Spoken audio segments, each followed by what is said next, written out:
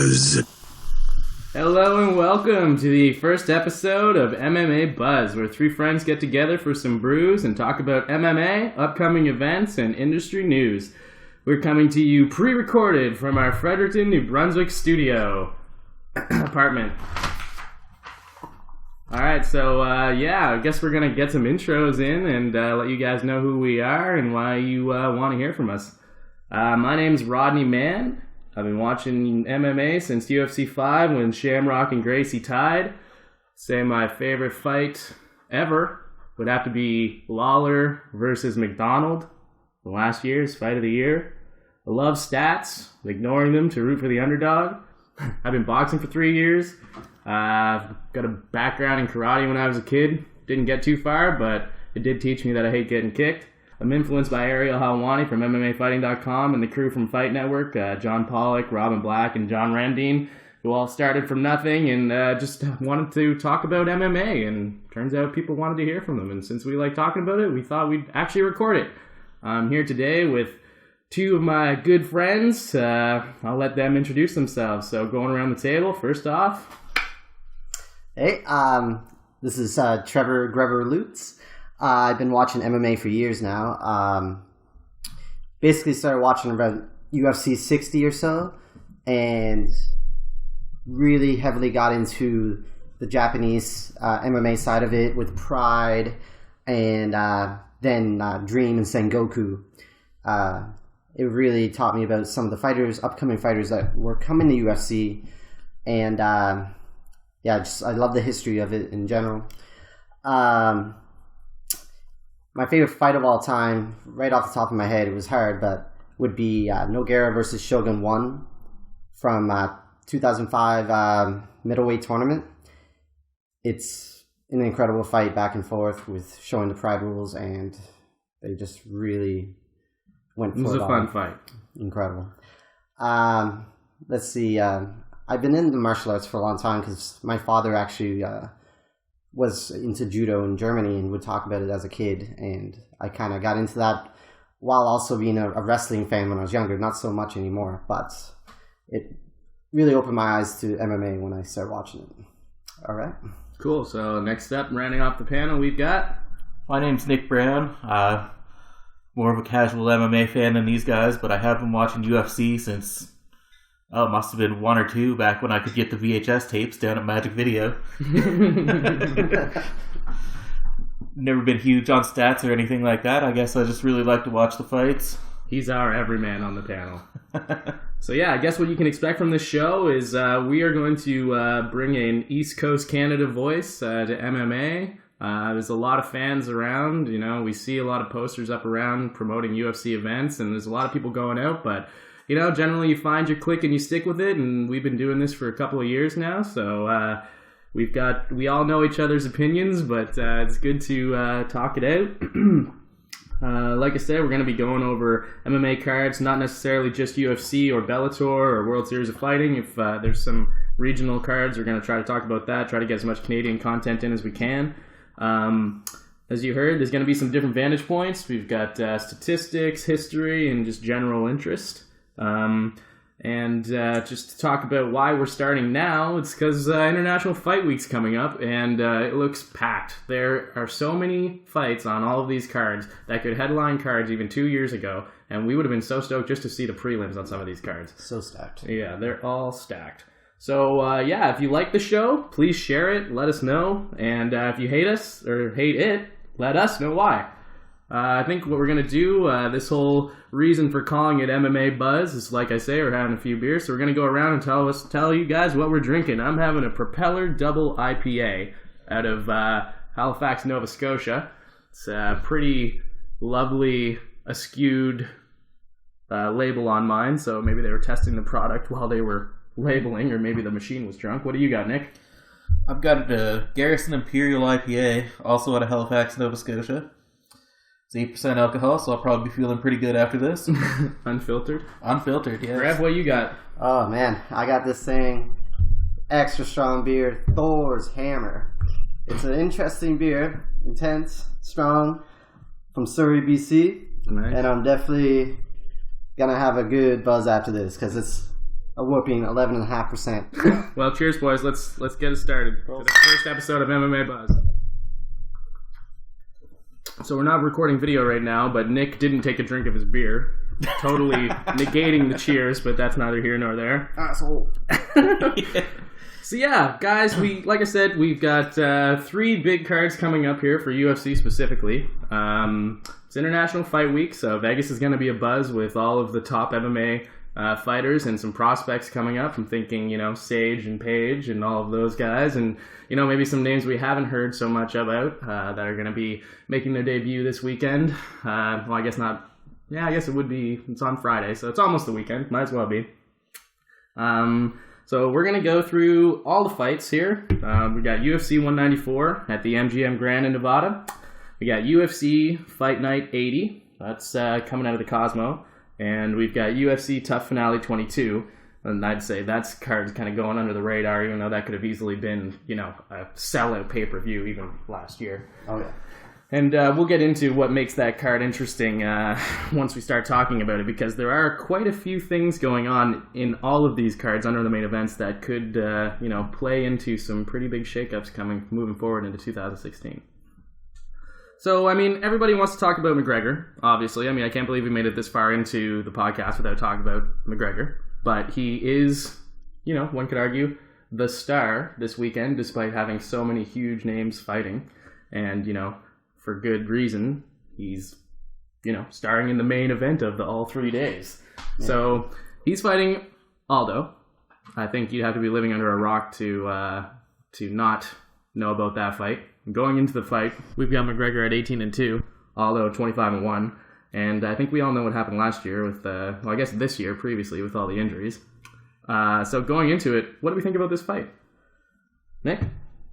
Well, I kind of want to see Aldo win, but it's hard to say.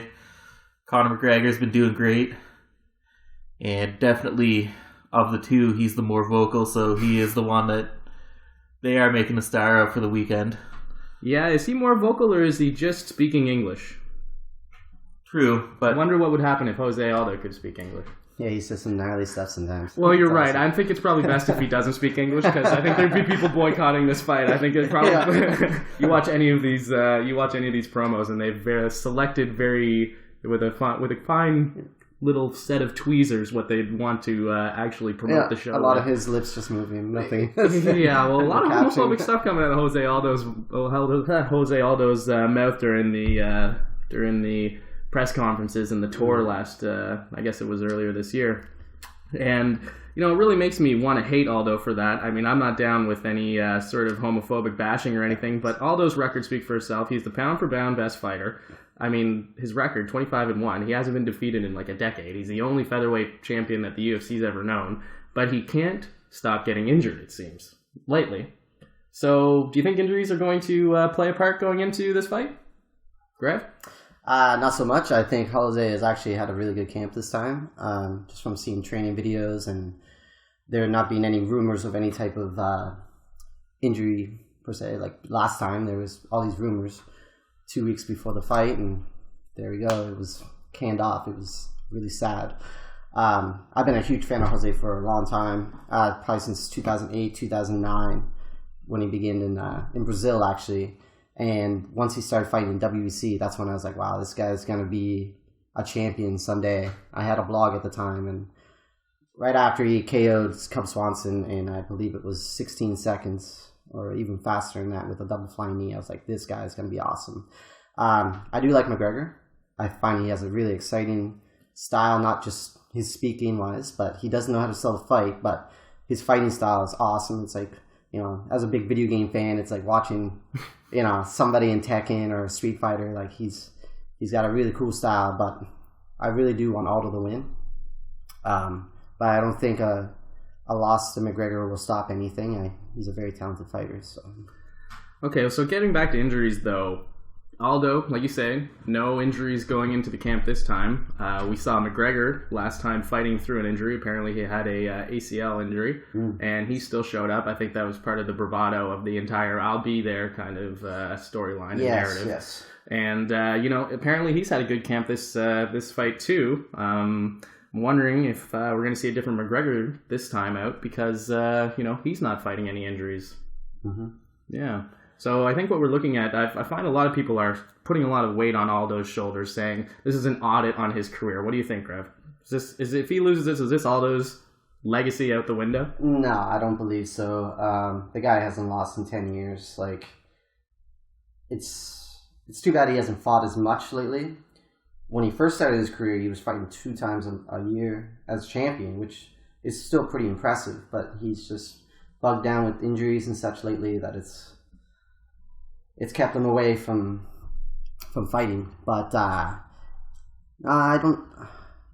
it'll hurt his legacy, of course, because it will be his first loss in that time. That's true. I know, like, it does hurt a fighter mentally. Like, my favorite fighter of all time, Fedor Emelianenko, 10 years, undefeated, first loss, and then you can kind of almost see it in his face, a little bit more timid in his coming fights after. So it could happen to McGregor, but I don't know, man. Like, being at that level and being that, speaking good. Of losing, when you do have the spotlight on you, both these men have the spotlight on them. What do you think happens to the loser in this match? Is there a loser? Do you see an immediate rematch, Nick? I think there would be an immediate rematch if Aldo loses. I don't know if McGregor will get an immediate rematch if he loses. That's a good point to make. Aldo's been the champ for so long that... That's a good point. So many champions have had an immediate rematch, and after that many wins, he would deserve it. Yeah, I think that's a good point. I think that they could make the immediate rematch, and I personally see McGregor, if he loses this match, I don't think he's going to stick around. I think he's going to move up in weight, and he's going to challenge for the next belt. That's the way I see that happening. That's very possible. Mm-hmm. And if that happens, that could be the best thing ever for Frankie Edgar if he comes out of this fight weekend with the win. Because that poor bastard's been overlooked a million times. Yeah. He's fucking awesome. Like, yeah. He's a fantastic fighter. We'll be talking about that fight moving forward too. So, without spoiling that conversation, we're going to move ahead to the co-main event, which, a lot of people say is being overlooked because Conor's on this card. It's Chris Wiedman, 13-0, going against Luke Rockhold, 14-2, even though, you can't really count one of those I guess both of those losses. The TRT era was a little different, but I know he's thinking about it when he's going into the cage. Saw some video, like the embedded episodes, seeing Chris Weidman's got a solid camp, looking at him at open workouts, punching nonstop. I mean, the guy is a machine. Luke Rockhold's looked impressive lately on the ground and stand-up. I mean, I cannot, every time Luke Rockhold's about to fight, I can't help but think of that Bosch fight. Where they just went, man. It was all over the place. Beautiful grappling. Triangle to Kimura. I do wonder what would happen if Chris Weidman gets caught in that type of exchange. That was a very high-level grappling exchange that I mean, Chris Weidman's got the wrestling, but do you think, that could backfire? Nick, what do you think? Where do you see this fight going down? I think if Wiedman wins, he's going to win on his feet for sure. That's a bold prediction. It is, but I just don't see him winning on the ground. Yeah, that's a good point.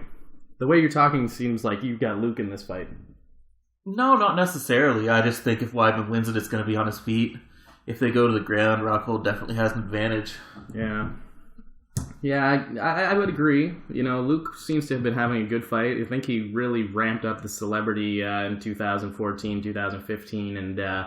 Just a cool dude. Yeah, he's just a cool guy, I was pretty stoked to see him skateboarding on Instagram. Like, the guy's just good at whatever he does. Like, he's pulling tricks I can't do. He's fearless, and he's just a machine.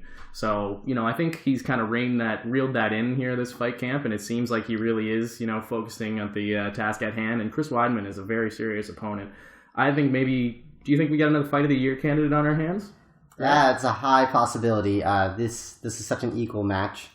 2 really big dudes from 185 also. Like, both these guys could easily fight at 205, if not bigger. That's a good point. Just giants, and height-wise and just muscle mass. And with technique, like, these guys are true mixed martial artists. It's going to be a very exciting fight, and I'm actually having a really hard time picking a winner just because, look what Wiedman has done. Yeah. He's finished Anderson twice. I mean, other than the injury, but he was actually winning that fight handily before that. Well, I mean, the injury was a result of him blocking a kick. That was just as good as hitting the person. Exactly, a lot of people don't count that as like a disqualification, but that's a perfect example of defense as a good offense. Perfect block, yeah. Yeah. And Luke's looked so impressive. In Strikeforce, he looked impressive. Other than the loss of Vitor, he's looked amazing. Like, it's been really exciting seeing them come up, because while he was in Strikeforce, I was thinking in my mind, this guy would do amazing UFC, and he has been. He's fighting for the title, and a lot of people during that time really looked at those undercards and thought, are these the cream of the crop, or is this just like the sort of farm leagues for UFC, for lack of a better term? And, I think some of these people coming up, well, I mean, Luke Rockhold is a good example, and we can even go on and talk about Jacare. Like, there's just so much on this this weekend. A lot of past stars in previous organizations that are proving their merit in the UFC and really running for it. A lot of these people could be number one contenders after this weekend. Yep. So I guess moving down the card, do we have any other fights? What's your most anticipated fight from this card? UFC 194 on Saturday. Oh, man. My most my anticipated fight, it's going to be incredible, is Ronaldo Souza, Yoel Romero. It's going to be a bloodbath. It's going to be insane. Grappling exchanges is going to be nuts if it happens. But on the feet, these guys will go for anything. They're both terrifying looking to begin with, too. Mm-hmm. And they're so strong. It's going to be a scary fight. Other than that, there's so many good fights. Damian Maia and Gunnar is going to be a grappling heaven. Like, it's... Could be. Or could be, Maia's swan song, really. Yeah. If he doesn't win this fight, I worry for him. Yeah. I think his grappling is just that much better than Nelson's. He's a great grappler, but Damian's just way too experienced for him. So I guess on that note, we're going to slide over to the next card. And we're going to be going a little bit out of order here. I think we're going to quickly touch on UFC Fight Night 80 at the Cosmo. We've got in the main event Thug Rose Namajunas against Paige Van Zant. You guys excited about this card? There's a lot of stuff on that undercard there. We're looking at Sage fighting again against Cody Pfister. We got Jim Miller on the card against Michael Chiesa. Elias Theodoro, he's fighting a very strong Thiago Santos. He might lose his O. I mean, Elias has looked great in his last couple of fights, but really annoying on Twitter. I wouldn't mind seeing him get it in the face, even though he's a fellow Canadian. Grev, what do you got? What do you got? Looking at the main event here, we got Thug Rose versus Paige Van Zant. Thug's focus. She just shaved her head. She's saying it gets. Still looks hot too. Yeah, she's saying it got in her way during practice. I mean, that takes some serious. That's like a blow to her image, Even all of the UFC's promotional stuff is sort of outdated with her hair shaved. Yeah, it's like Uriah Hall showing up in cornrows, and you're like, "Where's his big flowy hair?" Yeah, you should pull a Benson. Yeah. So yeah, what do you think about this fight? Sadly, I have not watched these women fight too much. I've watched one each fight, and Paige has looked fantastic from what I've watched. She's very aggressive. Very, very aggressive, yes. And I wish I could give a thorough opinion on it, but I do not know them very well. Yeah, well, we've seen Thug have some adversity. Thug Rose, she took a loss where we really thought she was going to win, but she's I believe she's ranked in the top 5, and Paige currently isn't even close to that. So if Paige gets this could be sort of a stepping stone, I think, for her. Oh yeah, she definitely has that star look too, and she's just from watching any Embedded, like she's like just a sweetheart. It seems like really, really nice girl. Do you think that we can look into the collection of fighters throughout these 3 nights? We've got a Team Alpha Male, the who's who of Team Alpha Male fighting. We've got Uriah Faber, we've got Paige Van Zant here on this card headlining, we've got Mendez headlining another card. Like, it has got to be a serious haul to the finish line for Team Alpha Male right now. Do you think the I don't know if you guys have heard much about the drama that was circulating Team Alpha Male. Oh, yes. With TJ Dillashaw taking off to go to fight at Team was it Oh, it's Team Elevation. Team Was that what it Elevation, was? yes, yeah. in Denver, and all of the drama that has come from that. Nick, what do you think? Do you think that it's good that all of these guys are fighting on a similar time frame so that they can train together, get their legs underneath them, and go into this together? Or do you think that the drama is going to affect these guys, where they've lost a little bit of training time per se? I don't know if the drama will really affect them. I mean, these are all really good athletes to begin with. They're professional, so they can get through that to get to practice. And yeah, probably training together is good in a way, but you're going to have a lot of the same guys in some of the corners, and it might affect it in that way. It's a good point. I never actually looked at it from the coach's perspective. If they've got so many fighters fighting, to keep all those game plans in their head and to be on par and not thinking forward to the next night of fights or even this fight that same night. That's a good point. Yeah, it's a very good point. It's going to be easier for the fighters than it will be for the coaches for sure. You only got one fight to think about, and you got lots of guys training with you that are also going to fight this week. Yeah, that's true. Coaches, however, like you say, many different game plans to remember. What do you think, Grev? You think the drama is going to affect these guys going into this fight? I don't believe so. If anything, and they're coming off losses, I don't think he's going to have any problem. But I don't think any of the what was going on with what's his name? Dillashaw, and who's the trainer again? Bang Ludwig. Yeah, I don't believe it's going to affect them. They're a tough bunch, and they're known to be one of the best teams. In the world. We're kind of hopping from card to card here, but 194. Uriah's fighting. What do you do with Uriah after this fight? If he wins, do you give him the title shot against TJ? I mean, if it makes dollars, it makes sense. What do you think? Do you think he's earned it? I don't believe so. I know they might do it, but in my mind, I think he should fight another top contender before him.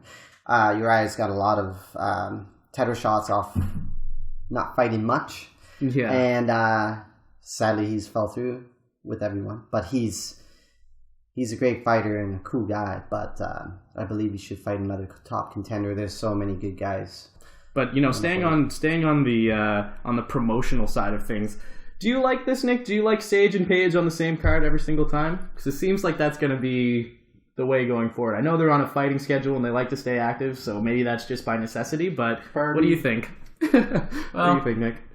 I think that might continue or it might not. It just depends on who wins and who loses, really. Yeah, that's true.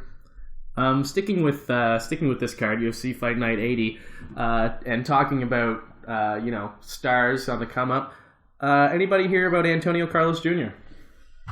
Has anybody looked into him? No, I have not. No. Well, Kevin Casey though is a good fighter, so yeah, it's going to be an interesting matchup. We've got a little bit of coverage on Antonio Carlos Jr. coming out of the jiu-jitsu world, who's apparently a beast. So it's going to be interesting to see that fight, since Kevin Casey, I believe, is probably going to bring the hurt to him on the feet. So he's very, very aggressive. Maybe we'll see a flying heel hook. So anything else on this card that jumps out at you guys? You guys want to chat about? Yes, the guy I'm actually looking forward to fighting again. Since he's been out for a while, is Johnny Eldorado.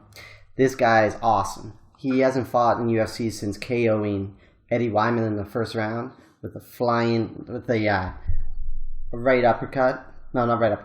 right cross, and then ran in and then hit him with another right cross, face planted him, and he was a huge underdog. The guy's been training killers for years too. Nice. Awesome fighters. He's been training. He's been fighting since the late 90s, I believe, too. So he's an older fella. Yeah, well, we're looking at a 27-9-0 record, so he's definitely got some wars underneath him. He's fighting Aljamain Sterling, who's 11-0-0, a giant prospect coming out of wrestling prospect. I think this is going to be an interesting matchup.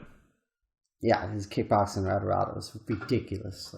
I've got my eye on Tim Means and John Howard. Doomsday. That's going to be great fight. Yeah. Yeah, Tim Means, he always brings the fight.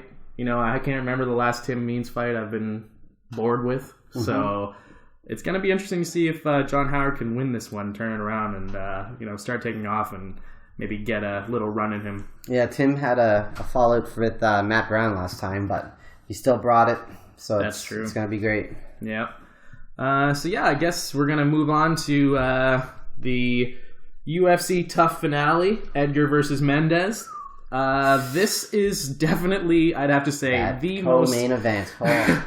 the most underappreciated card of the fight week. Yeah, you know, of the year. Yeah, I was just noting before we did this podcast that this fight card isn't even present on the UFC.com homepage or UFC.ca if you're in Canada, and I think that is just such a disrespectful move on the UFC's behalf. And you know, maybe it has something to do with the way that the website's coded. You can only put in 1 or 2 events per week or something. Yes, but yes. if that's the case, you need to drop that, because this is not the card to bite the bullet and slide under the radar. We've got Edgar 19-4-1 against Chad Mendes 17-3. And, you know, this couldn't be a more number one contender fight in that division. Oh, yeah. But at the same time, if they go for the immediate rematch and Aldo does, let's say lose, and they give the immediate rematch, the fight between Edgar and Aldo, or Edgar and McGregor, or even the rematch between Mendes and McGregor, or Mendes and Aldo, those could potentially not happen if we're looking at injuries, since Aldo's got a great track record in that regard.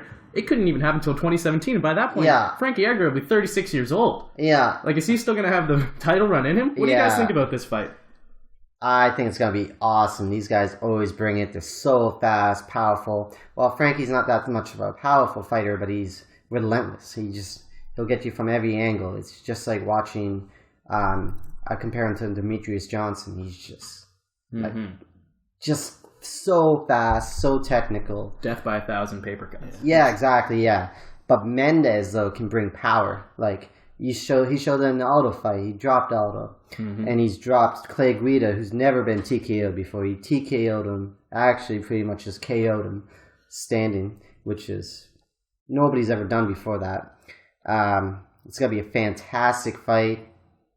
Winner-wise, I think Frankie is just going to be too relentless for Mendes. He's going to be able to take Mendes down, which is going to be huge, and I believe he can do it because he's actually fought at 155 for a good part of his career, and he's fought bigger guys.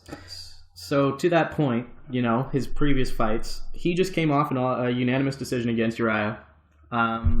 Nick, do you think that's going to help Chad Mendes, since Uriah and Mendes train together? They're coach and student. Yeah, they're bros. They're bros, man. They're bros. They're hanging loose. What do you think? Do you think that he's going to have some insight that he otherwise wouldn't have had? It very well could help. I mean, training with someone who's fought this guy before is definitely an advantage. I don't know if there's a clear favorite for me in this fight, but this thing could easily headline a Saturday night card if it wasn't in December.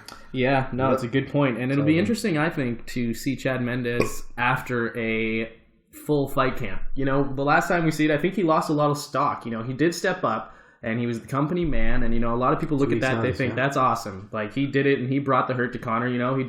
He did put out a good fight, but he sort of slipped on a banana peel at the end of it there. It just looked like he just didn't have the gas in his tank. And I mean, he even admitted to it. And I think everybody looking in, everyone looking in knew that 2 weeks and the game plan that Conor has, it's not looking too good for Mendes. But, the fact that Chad's got a full camp going in here, and you guys both agree the drama is not going to affect any of the fighters here from Team Alpha Male in their fights. In fact, given the unique sort of Uriah versus Edgar last fight, Mendes having the inside view on Edgar, this is definitely, in my opinion, is the number one contender fight for Aldo McGregor. And it would be, like I say, highway robbery not to give it to Edgar. Either fight would be awesome too. Any of the four would be a great fight, even if they fought before, because those fights were even awesome. So I would love to see Mendes McGregor.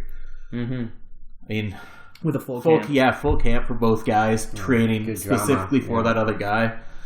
Because the first time, Mendes only had 2 weeks, but McGregor wasn't training for Mendes either. Yeah, no, that's a good point. Yeah, both these guys dedicated to looking out for that other person, and their specific attacks would definitely bring a different fight, I think. I don't think McGregor could call it so easily with his predictions. Yeah.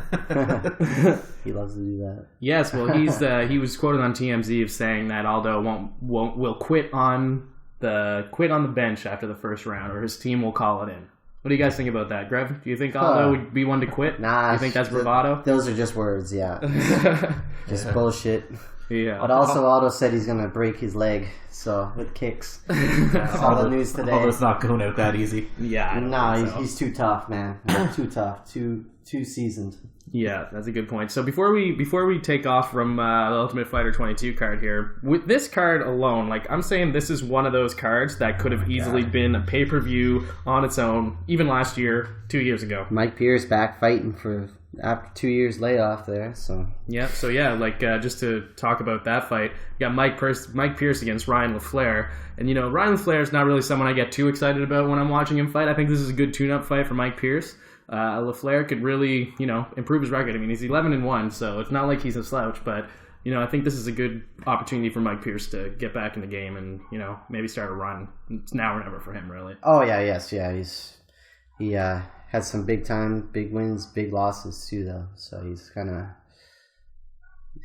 He's seasoned. He's been fighting for a while. But. Yeah. So moving up the card, we got Joe Lozon, who is, I think he's got the record for the most fight of the night wins. Yeah. One of the most exciting fighters. Yeah. Also trains with the vocalist of one of my favorite bands, Converge. Yeah, in Boston. Those guys are all cool. Joe's like a huge gamer too. Like he's just a big nerd. It's awesome. Yeah, he's a very likable character. Yeah. What do you think, Nick? What do you think about the main event or the co-main event? Sorry, Edson Barboza and Tony Ferguson. Either of these guys getting you excited to tune in on Friday? I'm really excited about both of those guys, actually. I do like both of them. I'd kind of like to see Tony Ferguson win. Tony's on a tear. Yeah. Tony's been on a tear lately. He looked really impressive in his last fight. Oh, yeah, against Josh Thompson. Yeah, busted him up. Yeah, and against Josh, who's a fantastic fighter. Like, it's... Yeah, and Tony Ferguson really just ate him alive. Yeah. And Edson has shown that he's not that great at taking punches every so often. Yeah. Like he did against Team Alpha Male, Danny Castillo. Oh, he actually almost got KO'd in the first round, like finished. Yeah, and he was not known for a puncher. Yeah. But Tony has the heaviest hands I've probably seen at 155. The thing about Barboza, too, is he takes his time getting his range with the kicks and everything. His rhythm. His rhythm, as George St. Pierre would say. It takes him some time to find his rhythm. Yeah. And it takes George St. Pierre a little time to find his keys when the aliens have them in their back pocket. Yeah. Poor George. That's sad. We shouldn't joke about that. He's had a great career, and we're Canadians. We can't go throwing our national hero under the bus in our first episode. Rather down the card there. What do you guys think about Mirsad Bektik? I don't know much about Mirsad Bektik. He's undefeated, 10-0. I do like Kawajiri in every fight because you never know. What do you know, Nick? You got something to talk about? I don't know a whole lot about him. Just looking at the card, he's the only undefeated guy on this card. So yeah. Did he get injured though? Is this updated? Yeah, I mean this is. I have a feeling recent. He got updated. He got injured, maybe. Well, we're gonna do a quick little fact check on this one. Yeah, because he's fighting Kawajiri, who's actually one of my favorite fighters from Pride. Kawajiri is relentless, known as the Crusher. His fights with Gomi, his fights with Sakurai in Pride, fantastic. Yeah, Kawajiri, really good fights. Kawajiri coming into this fight at age 37. Like that's right. Eventually, he's got to. Mirsad Bektik got replaced by Jason Knight. Yeah, this has just happened the last couple days. Breaking news here. Yeah. Not so breaking news, but someone got broken. So, what's the name we're looking for here? Jason Knight. Jason with a K. Yep. Knight. Kaysen Knight. Be happy. Kaysen the Kid Knight. All right, so we're looking at 14-1 here. Yeah. Newcomer to the UFC. Newcomer, yeah, he's fighting at a Titan. Titan FC last. He won his last fight by submission, triangle choke. So it looks like he's taking this fight on about a week's notice, and he's got a good record here. 14-1's no joke. I mean, it's a lot of lower level competition, but I think this is a good fight for Kawajiri because really Kawajiri's looked a little rough. Yes, his last fight with Clay Guida was a rough one. Yeah, he got grinded. Well, I guess he's fought Seaver since then. Oh, Seaver, yes, yeah. I remember that one went a long ways. Yeah, it wasn't that great of a fight. Kind of forgettable. Yeah, exactly. Nervous, but do you think this is? Do you think this is all or nothing for Kawajiri? You think if he loses this, he's cut? No, I don't think he's cut. I just think maybe he just might hang up the gloves. I find his timing strange on fighting on this card when they just went to Asia. Yeah, that would have been a great. The Duho Choi actually called out Kawajiri to fight, but I think we'll see that fight happen if Kawajiri loses. Oh, if he wins, possibly, but I actually think Kawajiri will hang him up. Like he's been fighting for years, like early 2000s, late 90s, something like that. So yeah, Gabriel Gonzaga. Yeah, Gabriel Gonzaga. First of the fight tonight. You know, you don't see that very much with Gabriel, but he had got that loss to the Crow Cop last time. But Gonzaga is always a fun fight. He either loses in awesome fashion or he wins in great fashion. Like it's one of those things. Yeah, it's all or nothing. It's awesome to watch. So now we've come up to our first section just before we wrap up here.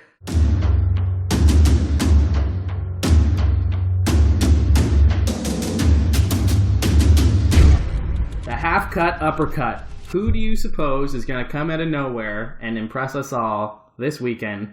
Dark horses in the race. Grev, anybody that stands out to you? You know what? Cody is actually quite seasoned. You can tell he got 12-4. Cody Fister. And who's he fighting? He's fighting Sage Norcutt. Paige Norcutt. Yeah, Sage Norcutt. Yeah.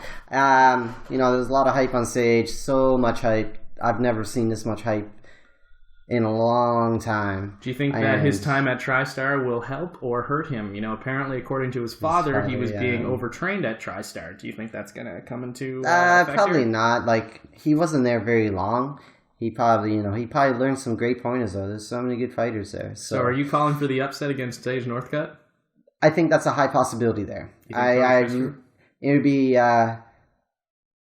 kind of cool to see because, you know, Cody doesn't look like that much of a fighter in general. Like he's a pretty normal looking dude when Sage looks like a friggin' Ken doll outside, like bodybuilder. So it'd be kind of cool to see like the normal looking dude kind of get a win. But that's the one I'm calling for possibly being a upset. What about you, Nick? Our half cut uppercut dark horse of the weekend. Dark horse of the weekend. I don't know.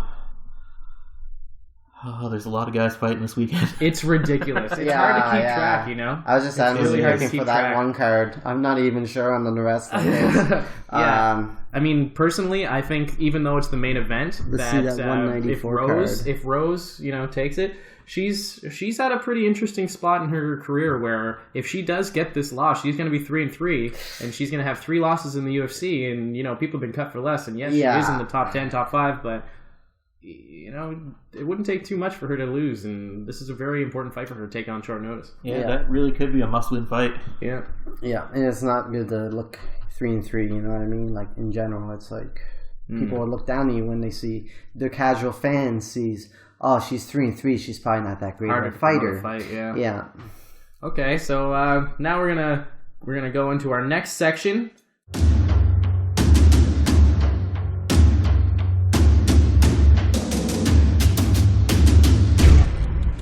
The full bladder splatter. Who pisses the bed this weekend? Who do you think's got the most hype that's gonna lose it all? I think Conor McGregor's gonna lose it. I think this is the hype train's wheels fall off, and you know we've got Aldo for another 4 years. 4 more years. 4 more years. But you know why? I not only do I think it's gonna happen, I kind of want it to happen. Because if McGregor can bring this much in the division, if he loses, it's really not gonna affect his sellability. He just lost to a better man, and he's going to move up in weight classes, and we're going to have the same effect moving up. Yes. And it provides us with so many other amazing fights if he ends up losing. With Aldo against Edgar, Mendez, maybe even Uriah. Like, there's so many more possibilities, but if McGregor comes, the featherweight division just comes to a grinding halt. And then, you know, it's just one of those heavyweight things where there's just a lot of people battling it out in the trenches, and, you know, and then he might defend his title twice and then take off anyways. So I say lose, take off, leave all the fun for the rest. What do you think? Is there anybody else here? Our full bladder splatter. I'm the same way, man. I got Conor losing. The hype train will end. The guy is a cool guy, though. Like, he's undeniable. Like, he's a really, just seems like a cool guy. I mean, like, kind of an arsehole, but you know what? It sells fights. I got Aldo showing up, like showing that he's a seasoned veteran who's fought much higher competition through his years. Other than that, I got the possibility of Jeremy Stevens actually taking it to Max Holloway because he's been fighting for years and he's got the power to change a fight in a split second. That's a fight we didn't even touch on. Max Holloway, Jeremy Stevens at UFC 140 on Saturday night. It's the fourth last fight of the night. Max Holloway coming into it 14-3-0. How many times has he fought this year? 5 times? This will be his fifth something time, like that. I think. Yeah, something like that. And we got Jeremy Stevens, who, worst his tattoos, but great fighter. Dennis Bermudez, his last fight with Dennis Bermudez, sadly got outshined by Rory McDonald. Yes, that's a good point. That was a great Robbie fight. Lawler. Mm-hmm. That fight was insane. He ended up finishing it with a flying knee and punches, ground and pound. Amazing card. Yeah, just dropped each other. Constant third round. Jeremy Stevens showed, he's a veteran of the sport. I think he's only turning 30 this year, but he has. Oh, he's younger than that actually, and he's got a ridiculous record of 24-11. Yeah. Yeah, I mean, we've also got we also have a fight on the same card, Warley Alves versus Colby Covington, and one of those O's must go, 9-0 versus 8-0. Like, this weekend, the UFC is not taking any safe bets. It is just killers versus killers. Yeah, you got John McDessie in the undercard true. also. Homeboy Yeah, from Canada, McGee, John McDessie, fighting at a TriStar in Montreal. Yeah. Yeah, living out of Toronto, yeah. You got Uriah Faber on that. Ridiculous. Nick, anything? Any last words or unexpected gems in the rough? I kind of want to see Uriah Faber shit the bed. Yeah. If he loses to Frankie Saenz, he tends to do that sometimes. It's true, yeah. I mean, he's looked great. It would be great to see Uriah bring in some more effective striking. Yes, he uses his striking for setups, for the takedowns and everything. And I mean, he's really good on the ground. It just depends what kind of opponent he has. And Frankie Saenz, I can't put my finger on it, but he's just not a fun fighter to watch. Personally. I think this is a fight that they've set up for Uriah to look good for the possibility that he might challenge after this fight. Yes, yeah. Faber has to go back to when he was fighting Michael McDonald, set up those fake takedowns, the strikes, the knockdown, to guillotine choke. That's when he's at his most exciting and most, this is what he's great at. But you want to see him get hosed, Nick? Why is that? And it's not that I want to see Frankie Saenz win so much as I guess I don't know. Is he going to bring the science? Yeah, you hate Uriah Faber. I'm not a fan of Uriah Faber. Exactly. Come on, bro. Hey man, we love you over here. It's just Nick that hates you. Surf's up. Yeah. If I could live on the beach and fight and go surfing, I would too. I'm jealous, man. I'm jealous. Yeah, if you're listening. Jealousy. Yeah, bring us down for a visit. Maybe not Nick. Eat shit. Go to hell. They both sound horrible. Yeah, really. God damn, the Thor's hammer is strong. Yeah. So I mean, looking around, we just want to once again, shout out to Propeller, Thor's hammer. Thor's hammer. Got Garrison representing Halifax. Here. Yep. So BC brothers, thank you. We're gonna wrap this episode up, and we just want to thank anybody who took the time to listen to our chat. If you liked it, like I say, share it. Let us know. You can find us at MMA Buzz Radio on Facebook, and we will hopefully speak to you guys again. Cheers, boys! Rolls. For this first episode of MMA Buzz. See you, brothers. MMA Buzz, brought to you by The Beach Radio.